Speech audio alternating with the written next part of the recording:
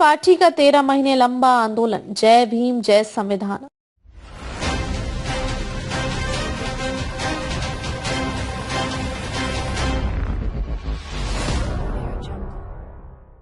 Congress party ने 2024 के अंत में अपनी नई रणनीति के तहत एक महत्वपूर्ण आंदोलन की घोषणा की है। यह आंदोलन 13 महीने लंबा होगा और इसे जय भीम जय संविधान नाम दिया गया है।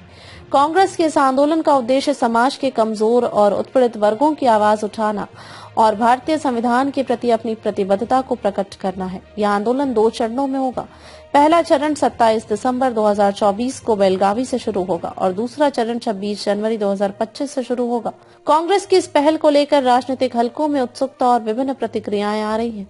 पहला, आंदोलन का उद्देश्य और उसका महत्व। जय भीम जय संविधान आंदोलन भारतीय समाज के उस हिस्से को केंद्रित करने का प्रयास करेगा जो सामाजिक और राजनीतिक रूप से हाशिए पर है। इसमें अनुसूचित जाति, अनुसूचित जनजाति, पिछड़ा वर्ग और अल्पसंख्यक समुदाय के अधिकारों की रक्षा की बात की जाएगी। इसके माध्यम से कांग्रेस पार्टी संविधान की रक्षा, समानता और न्याय की अवधारणाओं को पुनः स्थापित करना चाहती है। इस आंदोलन का लक्ष्य संविधान में निहित मूल्यों जैसे न्याय, समानता, स्वतंत्रता और भाईचारे को लोगों तक पहुंचाना है और उन्हें यह याद दिलाना है कि भारतीय संविधान सभी नागरिकों को समान अधिकारों का आश्वासन देता है। कांग्रेस पार्टी के नेताओं का कहना है कि आंदोलन उन शक्तियों के खिलाफ एक मजबूत संदेश है जो संविधान के मूल सिद्धांतों को नष्ट करने की कोशिश कर रहे हैं।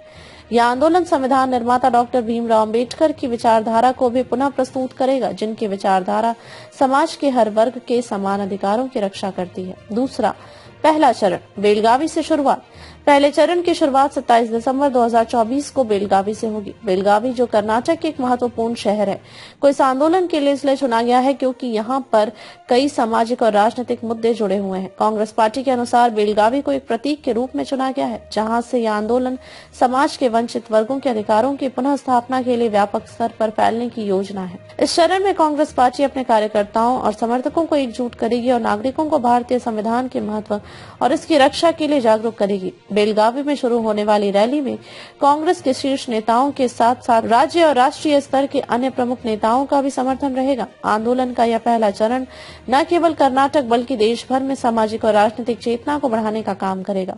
इसके माध्यम से कांग्रेस का यह संदेश देने का प्रयास करेगी कि संविधान के प्रति पार्टी की प्रतिबद्धता कहीं भी कमजोर नहीं हो सकती। तीसरा, दूसरा चरण महू में समापन और मध्य प्रदेश की यात्रा। पहले चरण के समापन के बाद दूसरा चरण 26 जनवरी 2025 को मध्य प्रदेश के महू में शुरू होगा। महू जो डॉक्टर भीमराव अम्बेडकर का जन्म स्थल है, को इस आंदोलन के लिए एक रणनीतिक स्थल के रूप में चुना गया है।